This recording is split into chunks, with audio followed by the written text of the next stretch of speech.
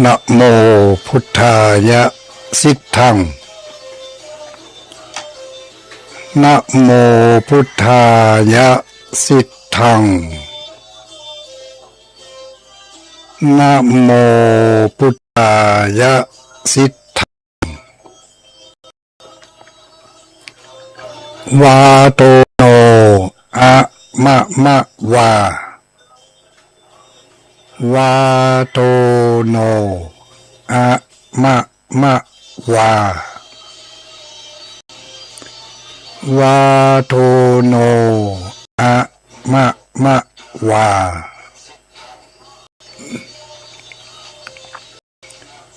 ขอความนอบน้อมแด่องค์สมเด็จพระสัมมาสัมพุทธเจ้าขอน้อมอภิวาทแด่พระสัทธรรมเจ้าขอน้อมนมัสการแด่พระอริยสังฆเจ้าขอถวายความเคารพมายังท่านพระคุณเจ้าท่านเจ้าคณะพระสังฆาธิการท่านครูบาอาจารย์พระสงฆ์องค์สังฆเจ้าทุกรูปทุกตนทุกองค์เจริญสุขเจริญพรสวัสดีอรุณสวัสดิ์มายังท่านสาธุชนผู้มีบุญทั้งหลายทุกผู้ทุกคนที่เปิดเครื่องรับฟังภาคเจ้า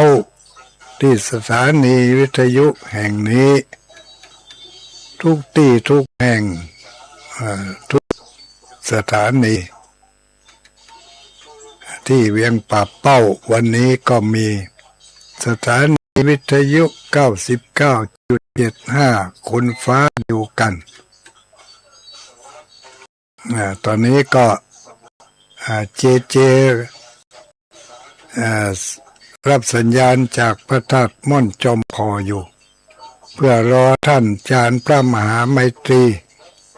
สเวคาโกถ้าท่านไมตรีเขาก็ตัดของตุลุงดอยเลยเนอะเข้าเวลาของเปิ้นไปเลยตุลุงก็จะ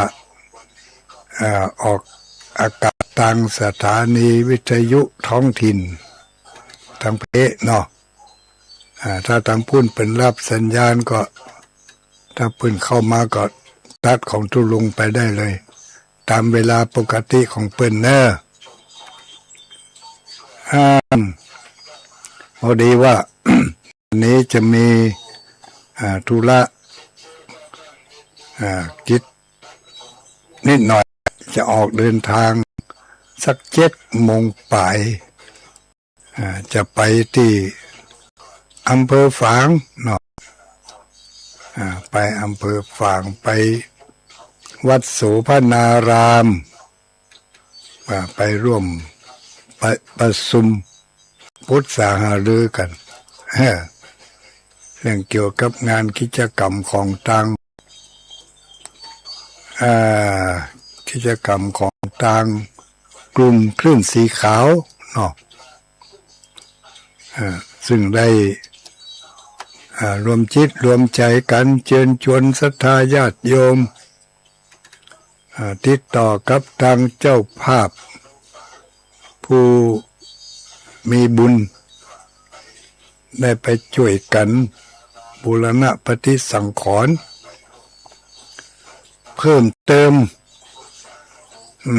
ซ่อมแซมสิ่งถาวรวัตถุที่ว่าเป็นพระธาตุเจ้าเจดีย์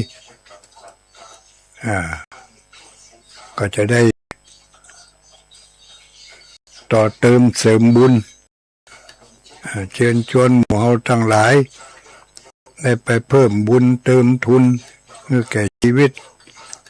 โดยการสร้างเจดีย์เนาะเดี๋ยวนี้การก่อสร้างได้สำเร็จไปแล้วที่เริ่มต้นสร้างเมื่อ ได้เมื่อเดือนธันวาก็หาเนาะเริ่มต้นมาการก่อสร้างก็ได้สำเร็จพร้อมที่จะมอบถวายไว้ในพระพุทธศาสนาเป็นศาสนาสมบัติเป็นที่สักการะบูชาของหมู่เฮาทั้งหลายแถมต่อไปแต่ก็ จะได้กำหนดวันทำบุญกัน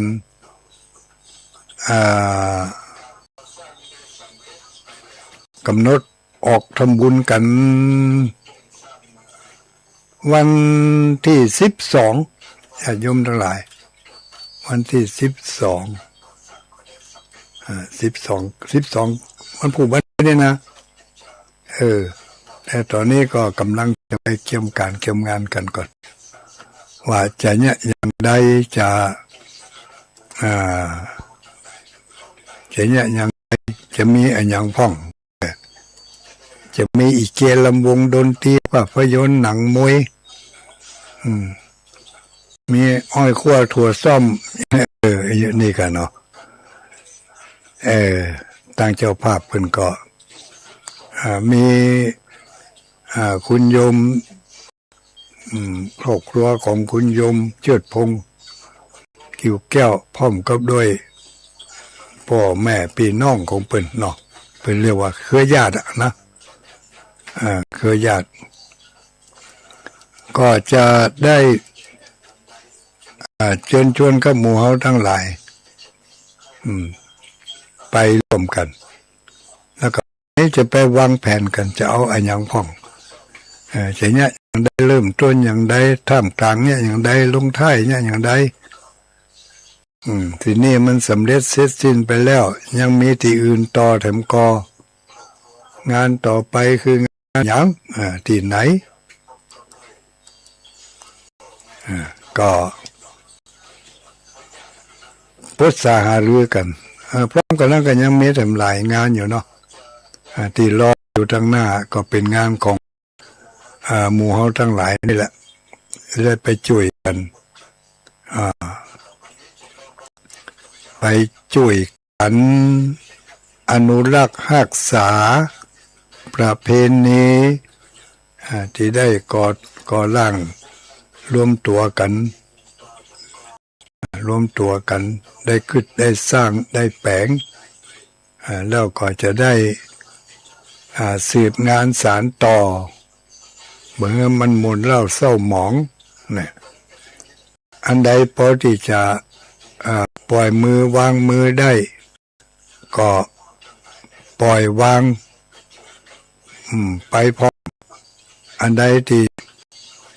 ยังขาดผู้ที่จะมาสารต่อคือเป็นกิจลักษณะอันนั้นเขาก็ต้องไปด้วยกันทนุถนอมบำรุงรักษาไว้อย่างกับงานที่ม่อนพระศรีสองเมืองม่อนดอยนางแก้วอันนี้ก็เป็นงานโดยส่วนรวมคณะสงฆ์คณะศรัทธาสองฝากสองฝ่ายของเชียงใหม่เชียงรายอันนี้โดยภาพรวมก็คือจังหวัดเชียงใหม่จังหวัดเชียงรายเนาะอันนี้เขาก็จะมีอย่างต่อไปเนี่ยก็ได้ปรึกษาหารือกันวางกำหนดการกำหนดเกณฑ์กันแล้วก็ได้ดำเนินไปตามกติกาที่พอจะสืบสารงานสารต่อประเพณีจารีตนั่นเอาไว้ก็ทั้งนี้และทั้งนั้นถึงหมดถึงมวลก็เป็นการเพิ่มบุญเติมทุนของหมู่เฮาทั้งหลายนั่นแหละทั้งภายในและภายนอกไหนๆเขาก็ได้เป็นผู้ที่เรียกว่าได้เป็นสหบุญเป็นผู้ร่วมบุญด้วยกันตั้งแต่อดีตชาติปางก่อนฮอดมาถึงกาลปัจจุบันนี้บุญเก่าบุญหลังนั่นยังชักชวนเฮาให้ได้พบมาปะกันแถม มีจิตเจตนามีความใฝ่ฝันกึดตึงหาตึงหางานกึดตึงหาช่องทางที่ได้ทำบุญเอาไว้แล้วในภพก่อนชาติก่อนหลายภพหลายชาติว่ายตายเกิดบางชาติก็ได้ไปเกิดเป็นเทวบุตรเทวดาบางชาติได้ไปเกิดเป็นสิงสาราสัตว์บางชาติก็ไปตกนรกมกไหม อย่างเงี้ยอยู่ในวัฏสงสารบางชาติก็ได้ไปเกิดเป็นมนุษย์อย่างปัจจุบันชาตินี่ผู้ที่ได้ยินได้ฟังแล้วก็ผู้ที่ได้ร่วมบุญร่วมทุนกันมามันตึงกึดตึงหากันลูกกึดตึงกึดใจหาปีนี้ตั้งกลุ่มคลื่นสีขาวหมู่เฮาเนี่ยจะไปทำบุญกันที่ไหนจ้าทำบุญที่หั่นแล้วจะมีที่ไหนต่อทำกานี่ถามหาลูกถามหาถ้าได้ไปก็ไปถ้าไม่ได้ไปก็ฝากไปหอมไปเนี่ยนี่ก็มีแม่อุ้ยคำสุแม่อุ้ยเขียงคำสุพามูลเนี่ยนี่เพิ่งก็ฝากมาร่วมทำบุญที่วัดเนี่ยร่วมทำบุญที่ไหนร่วมทำบุญตานไหวไปหน้าวัดโสภณารามห้วยงูไหนนี่เพิ่งก็ฝากมา1,000 บาทไปร่วมกินร่วมตานหามตัวพร้อมกันนั่นเพิ่งก็ยังฝากไปพุ่นทำตัวนะที่อย่างน่ะที่อำเภอก๋อยอย่างนั้นน่ะวันนี้มาได้ฝากวันนี้ทำพระกูโง่เด้อถ้าทำพระกูกัลยาณปราโมทมาก็จะเพิ่นไปพร้อมกันนะก็เบิกไม่ไว้เขาเขียนคำนี่ก็ยังฝากจตุปัจจัยมานี่2,000 บาทนะหอมไปพุ่น2,000แล้วก็ยังฝากเป็นอาหารการกินเครื่องดื่มเครื่องยามาด้วยทำอันนี้ก็เป็นนักบุญที่เคยทำบุญร่วมกันมาน่ะเนาะมีจิตเจตนาก็จะได้จัดสรรปันบุญไปตามนั่นได้ยินข่าวว่าตั้งสายของแม่พรศิริจะมีรถตู้ไปวันที่12มาเดี๋ยวนี้2 ตู้แล้วเนี่ย2 ตู้นี่ถ้าจะเต็มแอดน่าจะได้เพิ่มตู้ที่3น่าจะได้เพิ่มตู้ที่3คิดว่านะคิดว่าก็ตามอัธยาศัยนะหมู่เฮาทั้งหลายต่อบุญเติมทุนในอดีตชาติในเมื่อแรงของบุญมันพลักให้เราได้มาบรรจบพบปะกันอย่างนี้ก็ควรจะพลาดโอกาสเมื่อใจมันกึดตึงหาเจตนามันตั้งไว้แน่วแน่แต่ถ้าเราได้ไปเราก็ถือว่าเราได้ทำบุญพร้อมทั้ง3คือตั้งกายตั้งวาจาตั้งใจถ้าเราบ่ได้ไปเมื่อความบ่พร้อมทางกายภาพเนาะเป็นโรคเป็นภัยเป็นเจ็บปวดหัวมัวตาปวดแข้งขาไปบ่สะดวกมาบ่สบายกลัวจะเป็นภาระแก่ผู้ที่ร่วมเดินทางด้วยกันถ้าอย่างนี้ก็ฝากกันไปก็ได้แต่ว่าเมื่อหู้แล้วได้ยินแล้วบ่ควรจะปล่อยให้มันพลาดไปมันจะเสียจังหวะมันจะเกิดช่องว่างเกิดช่องว่างอย่างใดคือเมื่อข่าวมันมาตึงแล้วอย่างนี้ ก็แสดงว่าบุญเก่าบุญหลังของเฮาที่เฮาได้สร้างข้างไว้นั่นที่ได้สร้างข้างไว้ในอดีตชาติเมื่อโอกาสมันเปิดเขาก็อนุโมทนาตัวร่วมแสดงความยินดี ตามโอกาสตามจังหวะเนอะไปก็ไปบ่ได้ไปก็อนุโมทนาได้ฝากได้หอมก็ฝากหอมกัน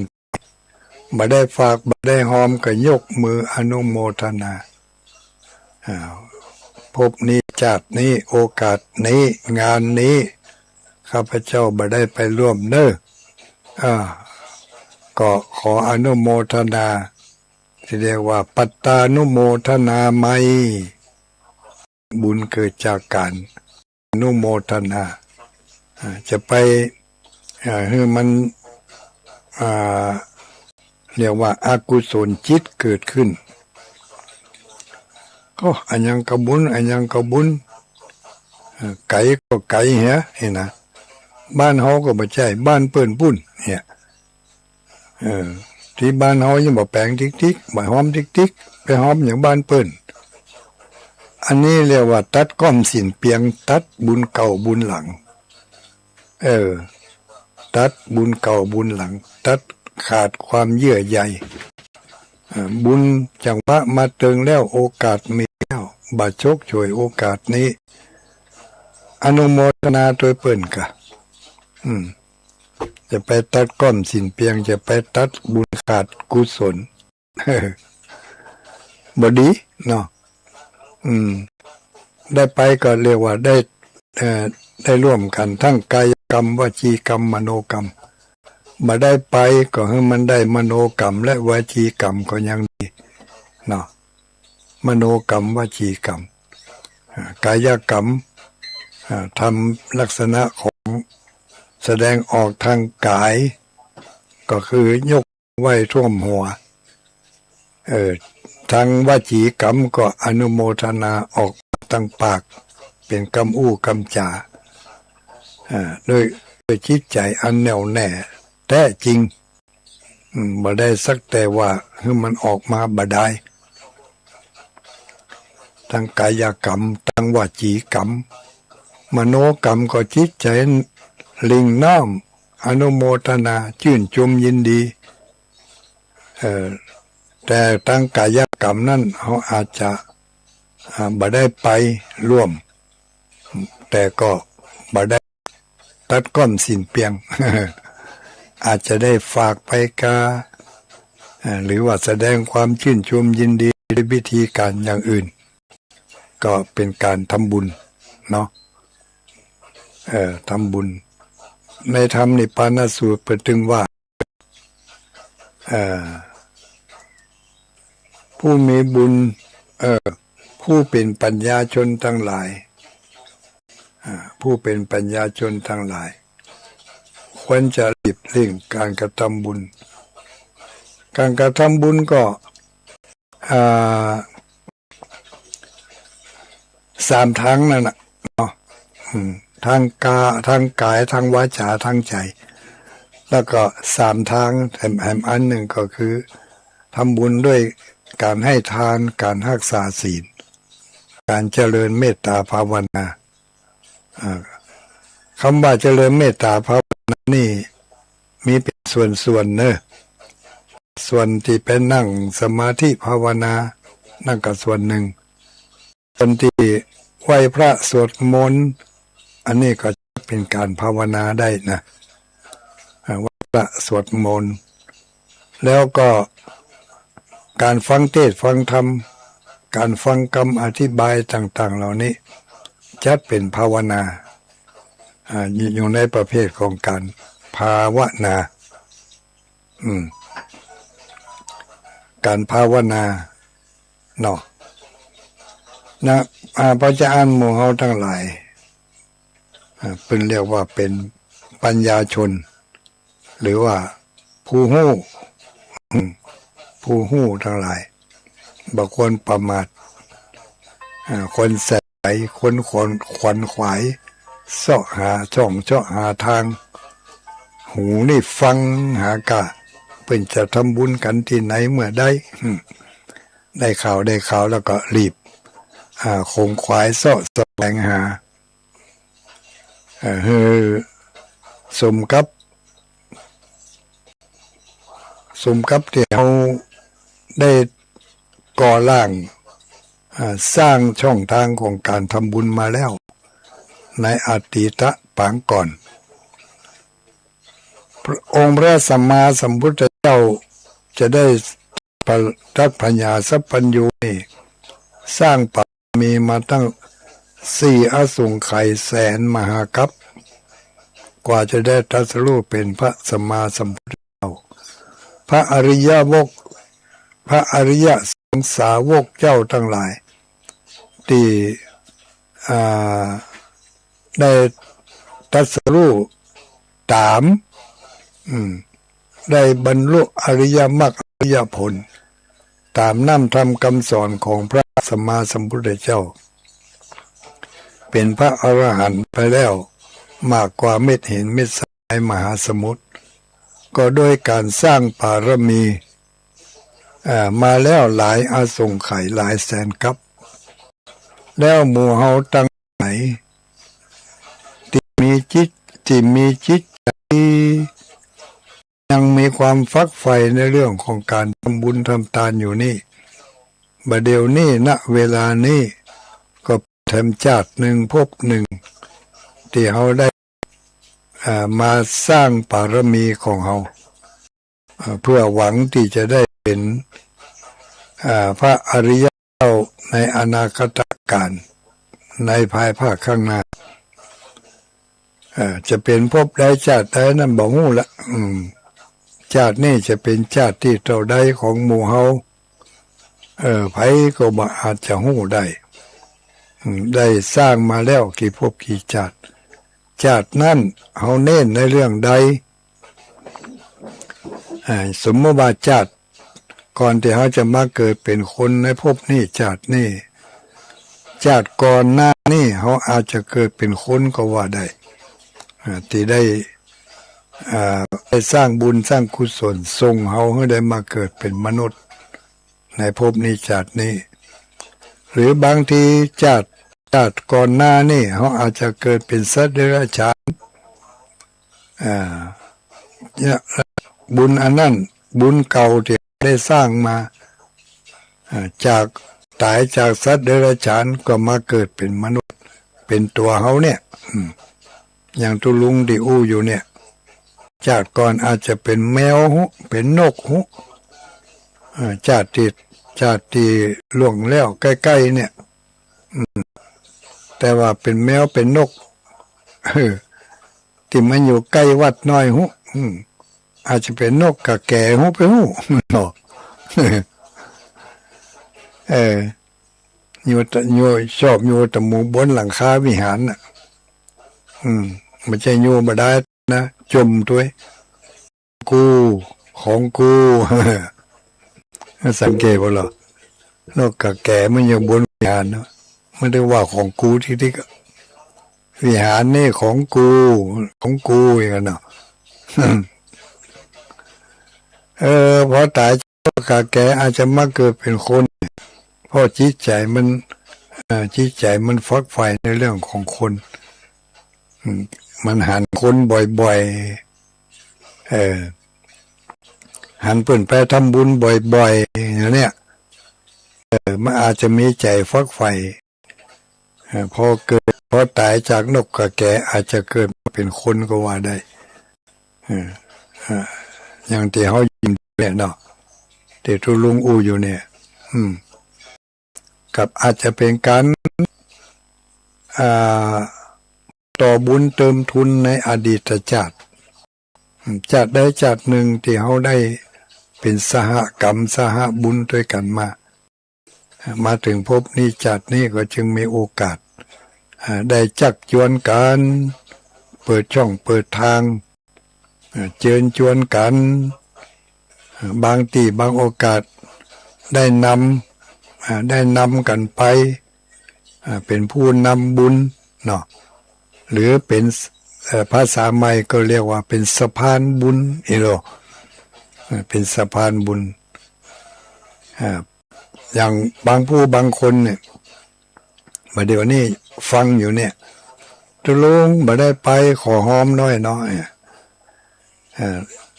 อาจารย์มหาสมชาติออกอากาศก็ดีตุลุงแดงก็ดีที่จบไปตะกี้นี่นะท่านพระครูจุลธานพิทักษ์เดี๋ยวนี้กำลังออกเดินทางแล้วเนอะท่านพระครูจุลธานท่านพระครูอภิวัฒนวิกรมท่านอาจารย์มหาสมชาติชาตปัญโยมาถึงไหนแล้วไปหู้เนาะไปป้าละเพิ่งจะไปร่วมกันนะป้ากันไปฉันเพลที่บ้านห้วยงูไอจะไปฉันเพลที่ปุ่นจะไปให้ตันคิดว่าหุ่นตั้งจากแม่สวยไปถึงปางปอยนี่คงจะบ่มีปัญหาคิดว่าไปปะเหตุการณ์ที่มันเกิดขึ้นระหว่างตังก็อาจจะทำเวลาให้มันจ้าโอ้ถ้าอาจารย์มหาโสแก้วเนอะตุลุงอ๋อยเกียมห่อเข้าไปตัวเห็นเนอะ เกิดไม่โกนขวางตังเนี่ยเนาะเพราะว่าหนตามมันเข้าป่านี่จากบ้านป่าแดดไม่สวยไปก็เป็นป่าทั้งนั้นขึ้นดอยไปพุ่นน่ะไปถึงปางปอยพุ่นถึงจะหมดเขตป่าเกิดไม่โกนขวางตังเจ้าหน้าที่เพิ่งกำลังตัดกำลังแปลงกันอยู่เนี่ยเขาก็ต้องได้รออย่างนั้นนี่ดิมดีจะวิทย์เข้าไงกันเนาะเก็บตัวไว้เก็บมือให้เนอะมีอย่างก็เก็บไปเอาน้ำกาแฟใส่ก๊อกไปก็ได้บ่ยุ่งยากอย่างนักเอาขนมปังเนี่ยสักก้อนจะไปเอาก้อนใหญ่เอาก้อนหมกหำแห้วเนี่ยเดี๋ยวไปมีว่าหำแห้วไปหู้จักวันนั้นเนาะยังกันได้เขาก็ดีบุญใหญ่บุญหลวงเนาะอยากโยมทั้งหลายเสริมได้ก็เสริมยะได้ก็ยะทำได้ก็ทำอันนี้ตีไก่เนาะตีไก่ก็มีประมาณนี้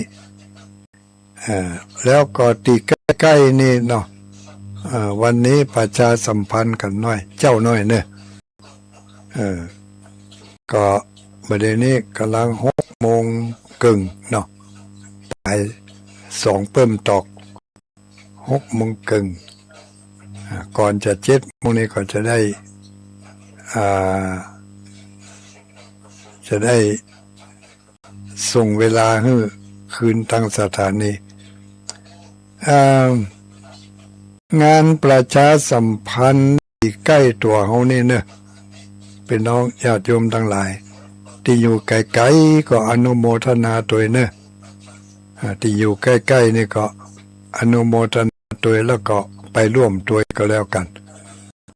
เป็นงานกิจกรรมของชมรมเจ้าหมู่เจ้าของเจ้าพุทธเฮาทั้งหลายผู้เฒ่าผู้แก่ผู้หนุ่มกำเด็กขาอ่อนน้อยขอเชิญไปร่วมทำบุญหล่อเทียนพรรษาจะมีขึ้นในเขตอำเภอเวียงป่าเป้านี่ก็จะจัดหลายที่อยู่นะแต่ที่ตำบลเวียงตำบลสันสลีนี่ก็จะจัดที่วัดสลีสุพรรณเนี่ยวัดสลีสุพรรณอันนี้หล่อเทียนพรรษาได้ทำกันมาทุกปีแหละปีนี้ทางเจ้าสำนักเจ้าอาวาสวัดศรีสุพรรณพอเลิกพอยามแล้วเพิ่งก็เลือกเอาวันที่11 วันเสาร์ที่10เดือนกรกฎาคมนี่แหละใครที่ไปได้มาได้ก็ขอเชิญไปร่วมกิจกรรมรอเทียนพรรษาด้วยกันที่วัดสรีสุพรรณการนำของเจ้าอาวาสวัดศรีสุพรรณธรรมครูอนันต์สุนทราจาโรแล้วก็ผู้ร่วมกิจกรรมก็มีหมู่ฮ้อทั้งหลายนี่แหละเจ้าพุทธตึงหมู่ตึงมวลบ่จะเป็นกลุ่มใดเครือข่ายใดที่เป็นเจ้าพุทธทั้งหลายแลเจ้าพุทธทั้งหลายที่ไม่ใช่เจ้าพุทธจะไปร่วมก็ได้แต่ก็เน้นชาวพุทธเราเนี่ยเนาะเป็นกิจกรรมอันดีอันงามเดี๋ยวควรจะอนุรักษ์รักษาไว้ถ้าเราบัดจัดกิจกรรมอย่างเห็นเลยนะมันจะเหินห่างกันไปติ๊กติ๊กติ๊กกิจกรรมที่ควรทำเมื่อมีโอกาสได้ทำก็ช่วยกันร่วมสนับสนุนด้วยกายกรรมวจีกรรมมโนกรรมเนี่ยทวารทั้ง3เนี่ยไปร่วมกันทำการแสดงออกความร่วมไม่ร่วมมือร่วมจิตร่วมใจเอาวัสดุอุปกรณ์ไปให้ไปหอมเปิ้นเสาะหาขี้ผึ้งเสาะหาเตือนขี้ผึ้งมันบ่ได้เป็นแทบเป็นเบิ้นก็เอาขี้ผึ้งที่มันเป็นเล่มที่เปิ้นรอแล้วนั่นก็ได้อย่างเอาไปซื้อขี้ผึ้งเป็นคุบเป็นแผ่นมันบ่มีมันเสี่ยงไปกาหรือว่ามันบ่ตันขายเถอะก็เอาที่เป็นเล่มที่มันเป็นห่อนั่นน่ะเอาอย่างอ้างก็ได้ไปหอมเปิ่นหรือจะเพิ่มเติมกว่านั้นจะเอาโรงทานไปตัวก็ได้โรงทานน้ำดื่มกาโรงทานข้าวป่าอาหารกาของหวานกาก็แล้วแต่สะดวกไปร่วมกันเนอะพี่น้องบ้านไก่มาร่วมด้วยก็ได้เนอะบ้านเหนือบ้านใต้นี่ตั้งสารปีเขาฟังอยู่ พี่น้องสารปีมาร่วมเนอะพี่น้องสังกำแพงมาร่วมเนอะพี่น้องดอยสะเก็ดมาร่วมเนอะใกล้นี่ลูกเนาะแม่สวยวังเหนือนี่อำเภอเมืองปานนี่เนาะอำเภอเป้านี่ใกล้นี่ก็ข้ามดอยมาอาจจะไปยากมานิดหน่อยแต่ก็บ่เกินความสามารถตะกี้ก่อนที่จะมาเข้ารายการนี่มีศรัทธาญาติโยมเปิ้นไปแสวงบุญกันในวันนี้มาไหว้พระธาตุจะไปไหว้พระธาตุเก้าจอมอีลูกคงจะกันมาเหมือนวันนี้ฝนตกนะวันเนี้ยฝนคงจะตกตลอดทางพยากรณ์อากาศเพิ่งก็บอกว่าฝนจะตก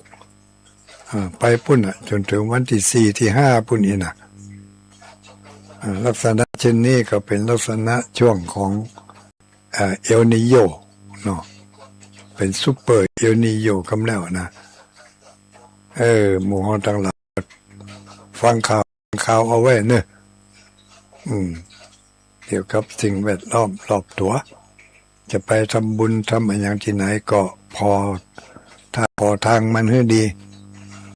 คนเฒ่าคนแก่ก็ระมัดระวังบัดสะดวกที่จะไปก็ยกมืออนุโมทนาจะไปฝืนถ้ามันบัดสะดวกถ้านักแก่แล้วก็ฝืนไปมันก็บะเดียมันจะลำบากคนตั้งหลังก็ลูกหลานของเฮานั่นแหละแต่มาพอคอยดูแลในเมื่อไปเกิดอุบัติเหตุอย่างขึ้นมาก็ลำบากยุคนี้สมัยนี้อันตรายมันมีทุกด้านทุกที่ ขนาดเดินเป็นแถวเป็นแนวอยู่กลางถนนอยู่ถนน อยู่ข้างถนนน่ะเนาะเป็นทุเจ้าพระสงฆ์องค์สังฆเจ้าเดินด้วยกันเป็นเจ้าเนี่ยโดนอุบัติเหตุชนิดที่ขาดไปถึงโดนรถจนตายกันเป็นงู9 ตน10 ตนตายไปได้10 ตน9 ตนนั่นก็โดนถลอกปอกเปิกได้แล้วแหม9 ตน10 ตนนั่นก็จะได้ถึงบาดนโดยอุบัติเหตุแต่ก็จิตใจก็เสียความสูญเสียไปแล้วเนาะเสียอารมณ์เสียความรู้สึกอย่างต่างๆไปก็เป็นสหกรรมด้วยกันอันนั้นเป็นสหกรรมกันมาเขามองในแง่กรรมญาติโยมแง่ของกรรมที่เรียกว่าทำกรรมที่ได้ทำกรรมร่วมกันมาพระเจ้าพระเดินธุดงค์อยู่ได้เกิดอุบัติเหตุถึงกับการเสียชีวิตมันไม่ใช่มีกับภพนี้ชาตินี้ญาติโยมทั้งหลายในอดีตชาติในพุทธประวัติในนิทานธรรมบทอย่างต่างๆก็มีเรื่องทำนองนี้เกิดขึ้นนักเกิดขึ้นหลายครั้งหลายคราวแล้วก็มาแจ้กล้าพระสงฆ์องค์สังฆเจ้าที่จะมาเจอกับอย่างอีผู้ที่เป็นอยู่บนเครื่องบินเนี่ยเนาะที่เขาจังได้ยินเนี่ยมี100 กว่าชีวิตถูกเครื่องบินปาไปกับไปเกิดอุบัติเหตุบนเครื่องบินตกมาถึง100 คนนั่นอันนั้นก็เรียกว่าเป็นผู้ที่ทำกรรมร่วมกันมาแล้วกรรมมันจัดสรรกรรมมันจัดสรรให้ต้องไปตายร่วมกันเพราะว่าคนที่ร่วมกันมานั่นได้ทำกรรมชนิดนั้นร่วมกันทำสมมตินะไม่ใช่ว่าไปทำนิธิเทียนไผ่สมมติอย่างที่เขาอย่างมาก่อนอย่างตุลุงเคยเป็นละอ่อนเนี่ยไปหาปลาด้วยกันเนี่ยเนาะไปหาปลาด้วยกันแล้วก็ไปไปสร้างล้อมเอาเผือกเอาอย่างไปล้อมต่อฝั่งล้อมโคล้อมอย่างเอาไว้ช่วยกันช่วยกันทำแล้วก็ไปยับเอาป่าในหันขังป่าไว้แล้วก็ไปยับเอาป่าอย่างเนี้ยหรือว่าผู้ที่เคยไปร่วมกันอย่างตุลุงเนี่ยเคยเป็นละอ่อนเคยชวนกันไปเขาไปซอกงูสิงบ่เนี่ยไปร่วมกันไปซอกงูสิงเนี่ยกันน่าแรกมาเอาไม้ไปแย่ต้นไม้พ่องเอาไปแย่ไม้บงไม้ซังแล้วก็ไล่งูไล่ยังจุดไฟเผาพ่องเนี่ยก็รวมกันเป็นสหชาตินี่เรียกว่าสหกรรมบางทีก็ยังเป็นละอ่อนเลี้ยงควายเนี่ยในระหว่างที่ไปเลี้ยงควายอยู่นั่นชวนกันเขาไปซ่อยิงนกเนี่ยไล่แจ้ไล่ในก็รวมกันไปช่วยกันไปไล่แจ้ไล่ในยิงนกเกิดกันวกกันเนี่ยอันนี้ก็เป็นสหกรรมถึงเวลามาคนที่เขาเคยร่วมกันมานั่นเขาจะไปเกิดเป็นอยู่ในเกิดเป็นคนทุกข์ไร้เข็นใจเป็นคนมั่งคนมีเนาะเกิดเป็นเศรษฐีมหาเศรษฐีวันดีคืนดีคนเหล่านั้นกรรมมันจัดสรรมาหมอนี่ถึงเวลาแล้วไปด้วยกันเนอขึ้นเครื่องบินกันเดียวกันเนอรถกันเดียวกันเนอนี่ คนที่ขึ้นรถกันเดียวกันนั่นบางคนก็เป็นคนมั่งคนมีบางคนก็เป็นคนทุกข์คนจนบางคนก็หมอกพอจะมีแต่บางคนก็อาจจะไปเกิดไปเป็นตู้เจ้านะถึงณสถานที่แห่งหนึ่งรถเกิดอุบัติเหตุภาษาสมัยใหม่ก็คือรถเกิดอุบัติเหตุภาษากรรมก็คือถึงเวลาแล้วนับเลย1 2 3พอถึง3ปุ๊บบึ้มไปตายร่วมกันพอดีเนี่ย10 คน20 คนเป็น100 คนก็มีเขาไปหู้ได้ยังไงว่าเขาเป็นอย่างร่วมกันมานะ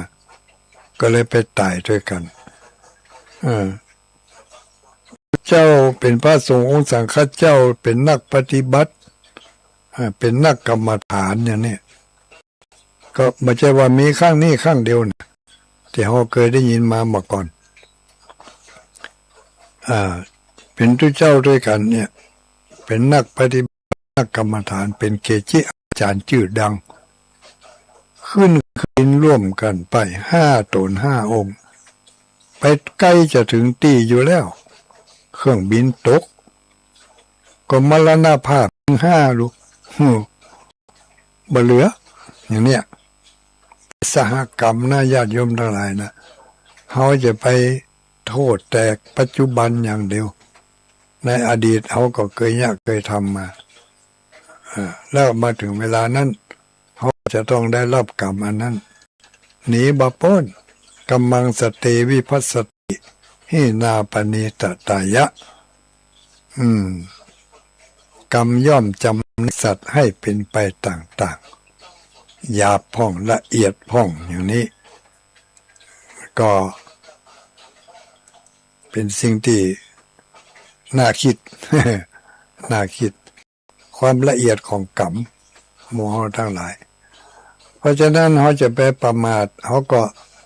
ที่ว่าบ่ประมาทนี่ก็คือเมื่อได้ยินข่าวของการทำบุญทำกุศลที่ไหนก็ทำไปอย่างน้อยๆก็ยืดอายุของการทำกรรมบดีที่เขาได้เนี่ยเอาไว้ทำเอาไว้ถ้ามันมีพละมีกำลังมีน้ำหนักเท่ากันระวังบาปกับบุญนี่นะ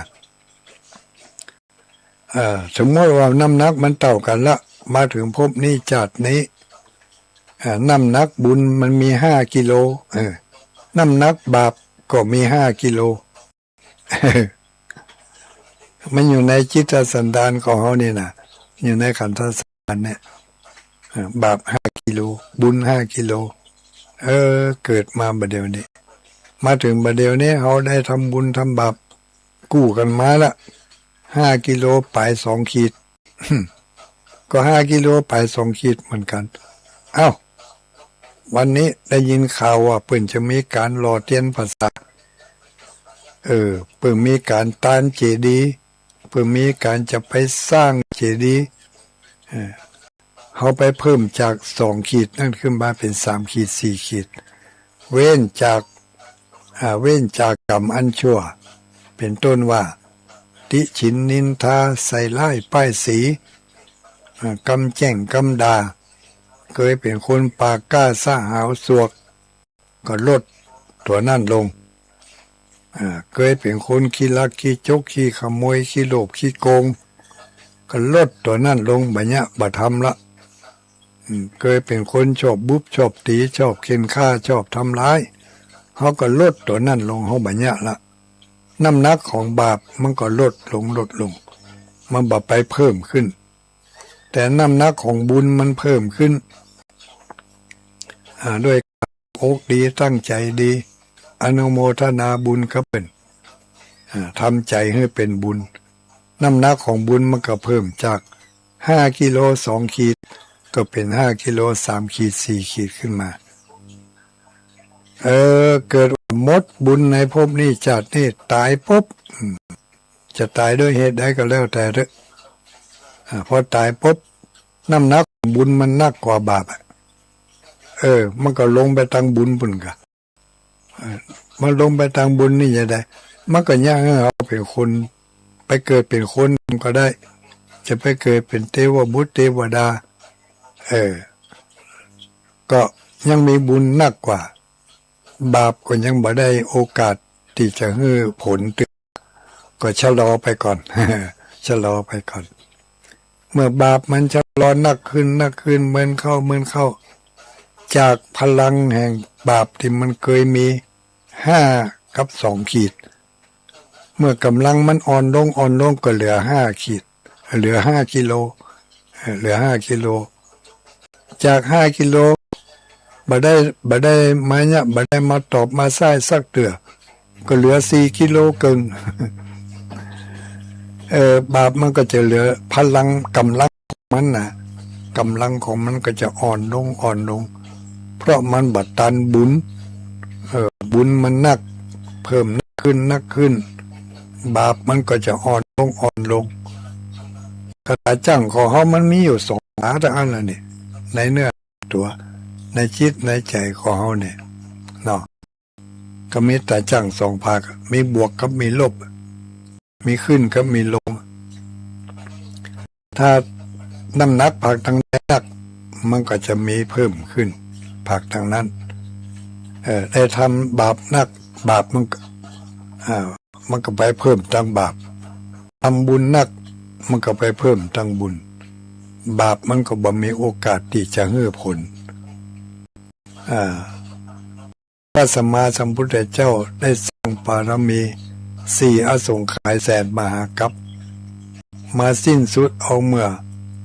พระองค์ได้ตรัสรู้เป็นอนุตตรสัมมาสัมโพธิญาณบุญนักต่อใดบาปนักต่อใดหมู่เฮาทั้งหลายที่เป็นสาวกขั้นตอนสุดท้ายตอนสุดท้ายเนี่ย เขาก็ได้เจริญรอยตามพระพุทธองค์ตามพระอริยสาวกเจ้าทั้งหลายเป็นได้ยะแล้วทำแล้วเป็นตัวอย่างให้แก่เขาก็เจริญรอยตามวันนี้ก็แจ้งข่าวคราวเนาะวันที่11 เดือนกรกฎาคมนี้จะได้ร่วมรอเทียนพรรษาต่อบุญเติมทุนที่มีอยู่แล้วให้ได้นักขึ้นไปให้มีกำลังนักขึ้นให้มีน้ำหนักขึ้น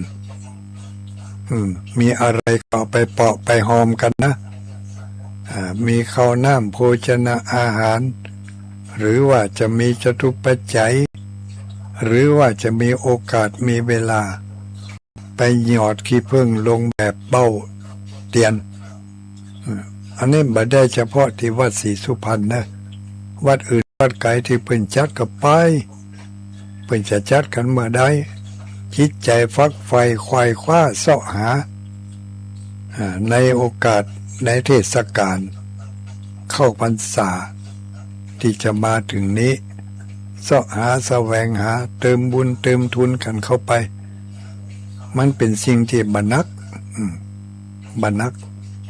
บ่แบกบ่หามบ่นักบ่นองหยังแต่มันมีน้ำหนัก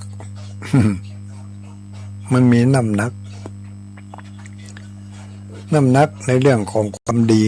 น้ำหนักในเรื่องของความบ่ดีเขาบ่อยากจะแก้คำว่าชั่วเขาเว้นคำว่าชั่วมันจะรุนแรงไปเอาบดีอีกก็แล้วกันเนาะดำเนินรายการมา6 โมงบัดเดี๋ยวนี้6:55ยัง2-3 นาทีเทศสายก็เนาะตึ้งไหนตึ้งหันถ้าอาจารย์ทั้ง2ทั้ง3เดินทางละถึงไหนจ๊ะท่านพระคุณเจ้าทั้งหลายฟังทางออนไลน์อยู่ก่อนนี่ถ้าอาจารย์พระครูบรรยงถ้าอาจารย์พระครูชลทานพิทักษ์ถ้าอาจารย์พระมหาสมชาติใครมีโอกาสได้ฟังทางออนไลน์ในรถในรางลองส่งไลน์มาเนอะส่งไลน์เข้ามาญาติโยมฟังอยู่สถานีใด อันนี้จะโทรศัพท์มาก็ได้เด้อหมดจะหมดเวลาแล้วกันนี่นาฬิกาดังตั้งติงละ0806985616แต่ว่ามันซื้อนี่มีพี่น้องศรัทธาญาติโยมต่างจังหวัดเยามาไหว้พระธาตุเก้าจอมบอกว่าเป็นแฟนคลับตุลุงอยู่เนอะนะก็มานี่ก็มีพี่น้องจากบ้านตุงม่าน